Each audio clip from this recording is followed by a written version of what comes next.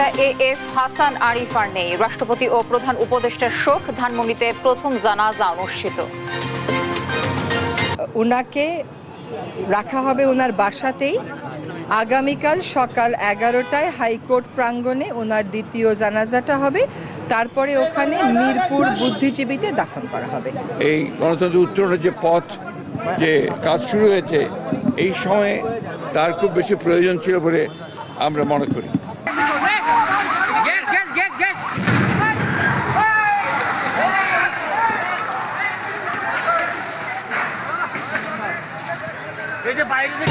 চার ঘন্টার চেষ্টা নিয়ন্ত্রণে উত্তরায় রেস্তোরাঁর আগুন। আহত 7 জনকে জীবিত উদ্ধার। গ্যাস লিকেজ থেকে আগুনের সূত্রপাত। এখন পর্যন্ত যেই 7 জনকে উদ্ধার করেছি তার মধ্যে 6 জন মহিলা এবং তার মধ্যে একজন অন্তঃসত্ত্বা মহিলাও রয়েছেন এবং একজন পুরুষ রয়েছেন। সংস্কারের নামে জনপ্রতিনিধির হাতে ক্ষমতা হস্তান্তরে বিলম্ব চায় না জনগণ, বলছে বিএনপি। প্রয়োজনীয় সময় দিতে চায় জামায়াত। খুলনায় অভ্যুত্থানে নিহত 58 শহীদ পরিবারকে জুলাই ফাউন্ডেশনের সহায়তা। গণহত্যার বিচার না হলে ব্যর্থ হবে অন্তর্বর্তী সরকার। যারা অবৈধ অস্ত্র নিয়ে খুনি হাসিনার সাপ্লাই করা অবৈধ অস্ত্রগুলো দিয়ে আমার ভাই বোনদেরকে হত্যা করেছে, তাদের বিচার করা এই প্ল্যাটফর্মগুলোর, এই অন্তর্বর্তীকালীন যে সরকার, তাদের সবচেয়ে বড় দায়। কলকাতায় হত্যার শিকার ঝিনাইদহের সাবেক এমপি আনারের হত্যাকাণ্ডের তদন্তে অগ্রগতি। দেহাংশের সাথে মিলল মেয়ের ডিএনএ। দর্শক, সংবাদরাতে শুনছিলেন টিএমটি বার সংবাদ শিরোনামগুলো। সঙ্গে থাকছে আমি তানজিয়া জুথি। এবার বিস্তারিত সংবাদে চলে যাচ্ছি। অন্তর্বর্তী সরকারের উপদেষ্টা ও প্রবীণ আইনজীবী এএফ হাসান আরিফ আর নেই। হৃদরোগে আক্রান্ত হয়ে মারা যান তিনি। তার মৃত্যুতে শোক জানিয়েছেন রাষ্ট্রপতি ও প্রধান উপদেষ্টা। ধানমন্ডিতে এশার নামাজ শেষে তার প্রথম জানাজা অনুষ্ঠিত হয়েছে। অংশ নেন প্রধান উপদেষ্টা ডক্টর মোহাম্মদ ইউনুস সহ উপদেষ্টা পরিষদের সদস্যরা। কায়েস রাহাতের প্রতিবেদনে আমরা বিস্তারিত জানব। গেল 8 আগস্ট ডক্টর মোহাম্মদ ইউনুসের নেতৃত্বাধীন অন্তর্বর্তী সরকারের উপদেষ্টা হিসেবে দায়িত্ব নেন প্রবীণ আইনজীবী এএফ হাসান আরিফ। তিনি অ্যাটর্নি জেনারেল হিসেবে দায়িত্ব পালন করেন। এছাড়া ফখরুদ্দিন আহমেদের নেতৃত্বাধীন তত্ত্বাবধায়ক সরকারের আইন উপদেষ্টা ছিলেন। হাসান আরিফের পরিবার জানায়, দুপুর 3টার দিকে অসুস্থ হয়ে পড়লে ধানমন্ডি ল্যাবেড হাসপাতালে নিয়ে যাওয়া হয় তাকে। সেখানে কর্তব্যরত চিকিৎসক তাকে মৃত বলে ঘোষণা করেন। এ সময় তাকে দেখতে আসেন উপদেষ্টা সহ তার সহকর্মী, রাজনীতিবিদ ও শুভানুধ্যায়ীরা। বলেন, হাসান আরিফের শূন্যস্থান অপূরণীয়। আইন অঙ্গনে এমন সজ্জন, বিদ্বান, ভদ্র, প্রাজ্ঞ একজন আইনজীবী খুঁজে পাওয়া আসলেই দুষ্কর। বাংলাদেশের লিগ্যাল প্রফেশনের একজন মহিরুহু ছিলেন। বাংলাদেশের অনেক লিগ্যাল অ্যাক্টিভিজম, যেগুলো মানে আপনার ডিসেন্টিং ভয়েসগুলো বা ডিসিডেন্টদেরকে উনি ডিফেন্ড করেছেন। আমি ব্যক্তিগতভাবে আমার একজন বিশিষ্ট শহীদকে হারিয়েছি, আর দেশ হারিয়েছে একজন দেশপ্রেমিক মানুষকে। আমরা তার আত্মার মাগফিরাত কামনা করছি। এশার নামাজের পর ধানমন্ডির বাইতুল আমান মসজিদে হাসান আরিফের প্রথম নামাজে জানাজা অনুষ্ঠিত হয়। অংশ নেন প্রধান উপদেষ্টা ডক্টর মোহাম্মদ ইউনুস সহ উপদেষ্টা পরিষদের সদস্যরা। শনিবার সকাল 11টায় হাইকোর্টে হাসান আরিফের দ্বিতীয় জানাজা অনুষ্ঠিত হবে। তার মেয়ে দেশে ফিরলে দাফনের বিষয়ে সিদ্ধান্ত নেওয়া হবে। কায়েস রাহাত, দেশ টিভি, ঢাকা। রাজধানীর উত্তরে একটি রেস্তোরাঁয় অগ্নিকাণ্ডের ঘটনা ঘটেছে। শুক্রবার সকাল 10টায় লাগা আগুন ফায়ার সার্ভিসের 12টি ইউনিটের 4 ঘন্টার চেষ্টায় নিয়ন্ত্রণে আসে। এই ঘটনায় জীবিত উদ্ধার করা হয়েছে 7 জনকে। রেস্টুরেন্টের গ্যাস সিলিন্ডার লিকেজ থেকেই এই অগ্নিকাণ্ডের সূত্রপাত বলছে ফায়ার সার্ভিস। তবে এই ঘটনায় আলামত নষ্টের চেষ্টার সময় একজনকে আটক করে পুলিশ। আরও জানাচ্ছেন নিয়াজ মোর্শেদ। শুক্রবার সকাল 10:30 হঠাৎই রাজধানীর উত্তরার 12 নম্বর সেক্টরের 6তলা ভবনটির নিচতলার লাভলিন রেস্তোরাঁয় বিকট শব্দে বিস্ফোরণ। মুহূর্তে আগুনের লেলিহান শিখা আর কালো ধোঁয়ায় আচ্ছন্ন হয়ে যায় পুরো ভবন। খবর পেয়ে ছুটে আসে একে একে ফায়ার সার্ভিসের 12টি ইউনিট। ভবনটির আধুনিক অগ্নি নির্বাপন ব্যবস্থা না থাকায় বেগ পোহাতে হয় ফায়ার সার্ভিসকে। পরে দীর্ঘ 4 ঘন্টার চেষ্টায় নিয়ন্ত্রণে আসে আগুন। স্থানীয়দের অভিযোগ, সিএনজি গ্যাস দিয়ে রেস্তোরাঁয় রান্নাবান্না কাজ করায় এই আগুনের সূত্রপাত। আগুনের সূত্রপাত হয়েছে আপনার নিচ থেকে, রেস্টুরেন্ট থেকে। এখান থেকে শুরু করে একদম ওনারা আবার সাথে সাথে ফায়ার সার্ভিসকে খবর দিয়েছিল। কয়েকটা প্রতিষ্ঠান আছে, জিম, এরপর আবার পার্লার, আরও কয়েকটা আছে, ওই যে উপরে লেখা আছে। তাই এভাবে আর কি আগুনটা ছড়িয়ে গেছে। প্রথম একটা গ্যাস সিলিন্ডার আপনার ব্রাস্ট হয়েছে, হওয়ার 5-6 মিনিট পরে আরো 2টা গ্যাস সিলিন্ডার ব্রাস্ট হয়েছে। আমরা তো ছিলাম কিচেন রুমে, ঠিক আছে, আগুনটা লাগছে হলো এই যে সামনে রুটি পরোটা স্ট্যান্ড, এখানে গ্যাস সিলিন্ডার বাস্টে আগুনটা লাগছে। ফায়ার সার্ভিস বলছে ভবনটি সম্পূর্ণ ঝুঁকিপূর্ণ ছিল। অগ্নি নির্বাপক ব্যবস্থার পাশাপাশি ছিল না কোনো ফায়ার এক্সিট। এ ঘটনায় ভবনটি থেকে 6 জন নারী সহ 7 জনকে জীবিত উদ্ধার করা হয়। আমরা এখন পর্যন্ত যেই 7 জনকে উদ্ধার করেছি তার মধ্যে 6 জন মহিলা এবং তার মধ্যে একজন অন্তঃসত্ত্বা মহিলাও রয়েছেন এবং একজন পুরুষ রয়েছেন। এদিকে অগ্নিকাণ্ডের ঘটনায় আলামত নষ্টের সময় রেস্তোরাঁর এক কর্মচারীকে আটক করেছে পুলিশ। ভবন মালিক ও রেস্তোরাঁর মালিকের বিরুদ্ধে আইনগত ব্যবস্থা নেওয়ার কথা জানান পুলিশ। আমরা আলামত নষ্টের চেষ্টা করছিল, তাকে আটক করেছি এবং এ ব্যাপারে আমরা তদন্ত করে পরবর্তীতে আইনগত ব্যবস্থা গ্রহণ করি। ভবনের মালিক শুনেছি সাবেক এমপি সাহেবের আত্মীয়স্বজন। আমরা এ ব্যাপারেও আমরা অভিযান পরিচালনা করব। নিয়াজ মোর্শেদ, দেশ টিভি, ঢাকা। অন্তর্বর্তী সরকারকে মেপে চলার আহ্বান জানিয়েছেন বিএনপির সিনিয়র যুগ্ম মহাসচিব রুহুল কবির রিজভী। বলেছেন, কোনো ভুল হলে ইতিহাস ক্ষমা করবে না, বিপন্ন হবে দেশের স্বাধীনতা, সার্বভৌমত্ব। আর সংস্কারের নামে নির্বাচনের মাধ্যমে জনপ্রতিনিধিদের হাতে ক্ষমতা হস্তান্তরে বিলম্ব দেশের মানুষ প্রত্যাশা করে না বলে মন্তব্য করেছেন বিএনপি চেয়ারপারসন উপদেষ্টা জয়নুল আবদিন ফারুক। সাইফুর রিপনের প্রতিবেদনে বিস্তারিত। শুক্রবার রাজধানীর মোহাম্মদপুরের কাটাসুর এলাকায় 2024-এর ছাত্র জনতার অভ্যুত্থানে নিহতদের স্বজন ও আহতদের সাথে সাক্ষাৎ করে আমরা বিএনপি পরিবার। এ সময় ক্ষতিগ্রস্তদের হাতে আর্থিক সহায়তা তুলে দেয় সংগঠনটি। প্রধান অতিথির বক্তব্যে বিএনপির সিনিয়র যুগ্ম মহাসচিব রুহুল কবির রিজভী বলেন, 71, 75-এর 7 নভেম্বর, 90-এর গণ অভ্যুত্থান, 24-এর ছাত্র জনতার অভ্যুত্থান সহ দেশের সব অর্জনের গর্বের দাবিদার বিএনপি। এ দলের সাথে ছলচাতুরি করে কোনো লাভ হবে না। এই বিএনপিকে কখনো মাথা নোয়াতে পারবেন না। বিএনপির সাথে ছলচাতুরি করে কোনো লাভ হবে না। অন্তর্বর্তীকালীন সরকারকেও অত্যন্ত মেপে মেপে পা ফেলতে হবে। যদি ভুল হয় তাহলে কিন্তু ইতিহাস যেমন দেশের ভেতর থেকে ক্ষমা করবে না, বাইরের শত্রুরাও কিন্তু আমাদের কাউকেও ক্ষমা করবে না। এবং এই ক্ষমা না করতে গিয়ে আমাদের স্বাধীনতা বিপন্ন হবে, আমাদের সার্বভৌমত্ব বিপন্ন হবে, আমাদের দেশ হিসেবে টিকে থাকা বিপন্ন হবে। রিজভী বলেন, রাজনৈতিক দল গঠনের অধিকার সবার আছে, তবে রাষ্ট্রীয় পৃষ্ঠপোষকতায় কোনো রাজনৈতিক দল হলে গ্রহণযোগ্যতা হারাবে অন্তর্বর্তী সরকার।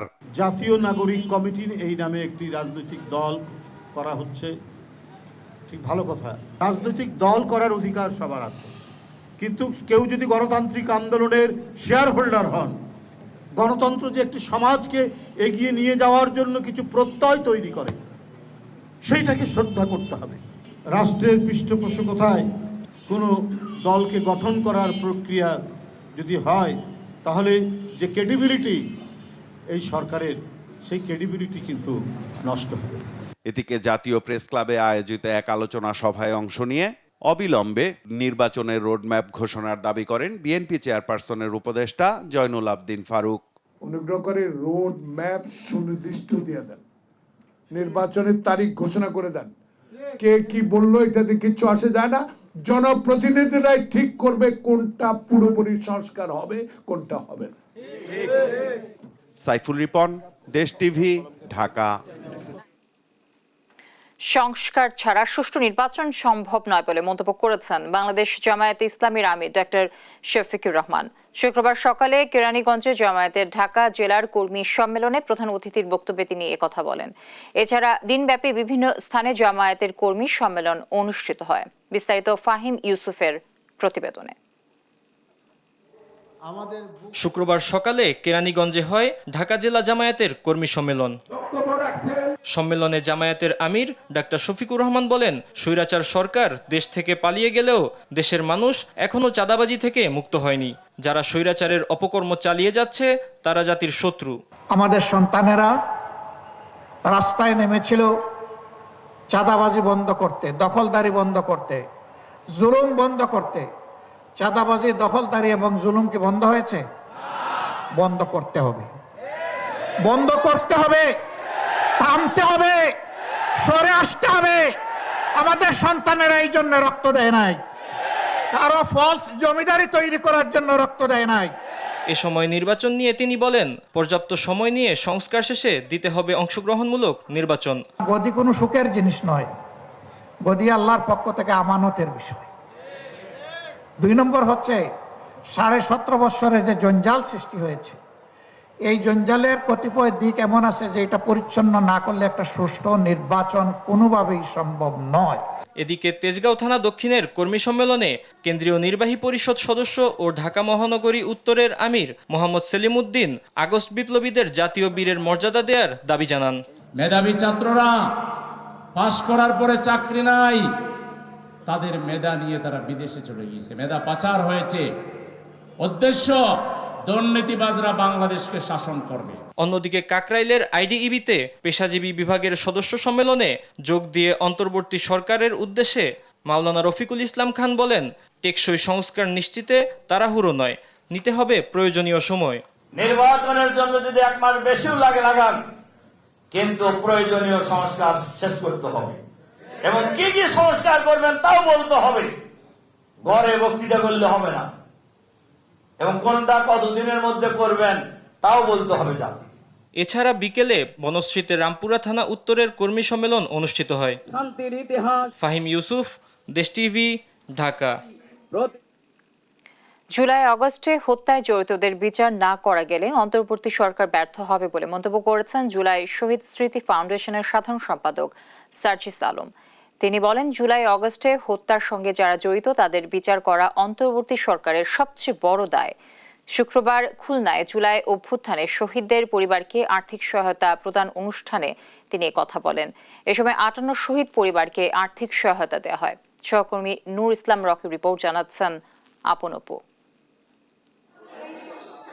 শুক্রবার সকালে খুলনা জেলা শিল্পকলা একাডেমিতে মিলিত হন জুলাই অভ্যুত্থানে শহীদদের পরিবারের সদস্যরা।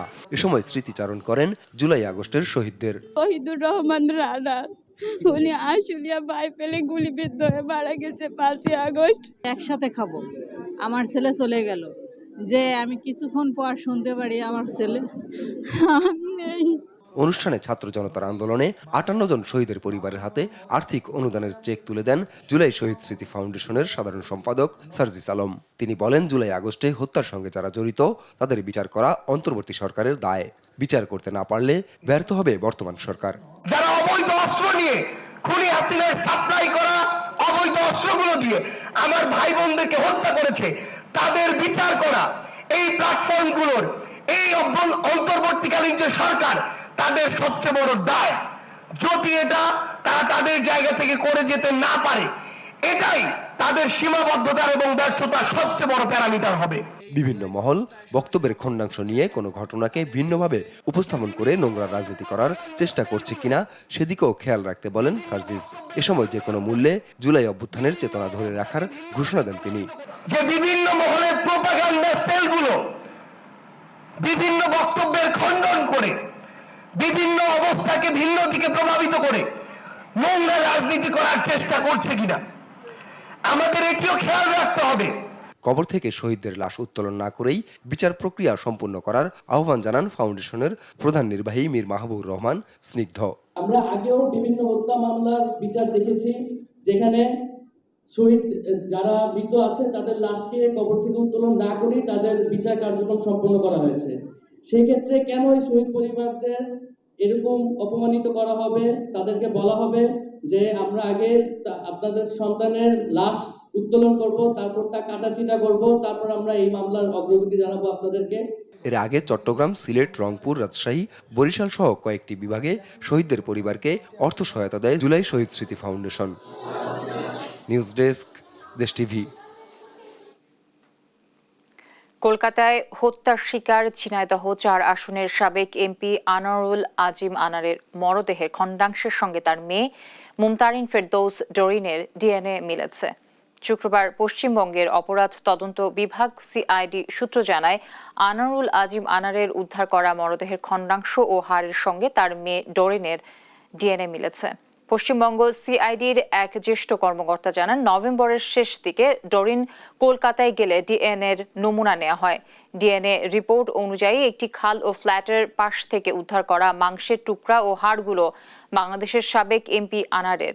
এমপি আনার চলতি বছরের 12 মে পশ্চিমবঙ্গে গিয়ে নিখোঁজ হলে তদন্তে নামে পুলিশ।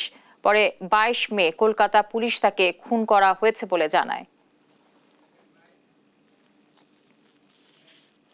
কেরানীগঞ্জে রূপালী ব্যাংকের ডাকাতির চেষ্টায় মামলায় গ্রেফতার লিওন মোল্লার 3 দিনের রিমান্ড মঞ্জুর করেছেন আদালত। বিকেলে ঢাকার সিনিয়র জুডিশিয়াল ম্যাজিস্ট্রেট মোহাম্মদ জুনাইদের আদালত এ আদেশ দেন। এদিকে আরাফাত ও সিফাতকে স্বীকারোক্তিমূলক জবানবন্দি দেওয়ার আবেদন করেছে রাষ্ট্রপক্ষের আইনজীবী। শিউলি রায়ের রিপোর্ট। ডাকাতিতে নেতৃত্বে দেওয়া লিওন মোল্লা 1 মাস আগে থেকেই আরাফাত ও সিফাতকে নিয়ে ডাকাতির পরিকল্পনা করে। রিমান্ডে নেয়া লিওন পেশায় গাড়ি চালক। বাকি দুজনের মধ্যে একজন 7ম শ্রেণীর শিক্ষার্থী, আরেকজন মাদ্রাসার শিক্ষার্থী। এই ঘটনার মূল হোতা লিওনকে 3 দিনের রিমান্ড মঞ্জুর করেছেন আদালত। এছাড়া আরাফাত ও সিফাতকে স্বীকারোক্তিমূলক জবানবন্দি দেওয়ার আবেদন করেছে রাষ্ট্রপক্ষের আইনজীবী। রাষ্ট্রপক্ষের আইনজীবী বলেন, আসামিরা জিঞ্জিরা শাখার ব্যাংকে ঢুকে কর্মকর্তাদের জিম্মি করে 16 লাখ টাকা লুট করে।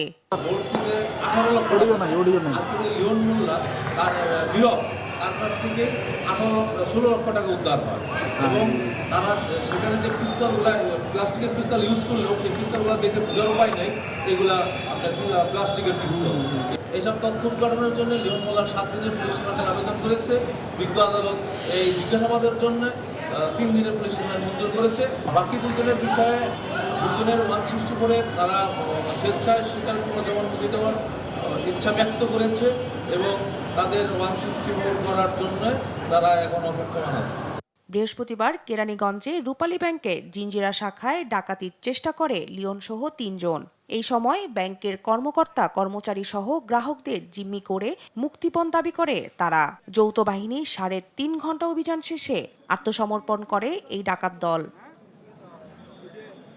শিউলি রায়, দেশ টিভি, ঢাকা। দেখছেন সংবাদরাত। টঙ্গী ইজতেমা ময়দানে সংঘর্ষ ও 4 জন নিহতের ঘটনায় করা মামলায় তাবলিগ জামায়াতের মাওলানা সাদ কান্দলাভি অনুসারী মুফতি মজ বিন নূরকে গ্রেফতার করেছে গাজীপুর মেট্রোপলিটন পুলিশ। শুক্রবার সকালে বিষয়টি নিশ্চিত করেন টঙ্গী পশ্চিম থানার ভারপ্রাপ্ত কর্মকর্তা ইস্কান্দার হাবিবুর রহমান। এর আগে ইজতেমা মাঠে সংঘর্ষে 3 জন নিহতের ঘটনায় বৃহস্পতিবার সন্ধ্যায় মামলা করেন মাওলানা জুবায়ের অনুসারী SM আলম হোসেন। এতে 29 জনের নাম উল্লেখ করে অজ্ঞাতনামা কয়েকশো জনকে আসামি করা হয়েছে। মামলা দায়েরের পরপরই মজ বিন নূরকে রাজধানীর উত্তরা এলাকায় অভিযান চালিয়ে গ্রেফতার করে পুলিশ।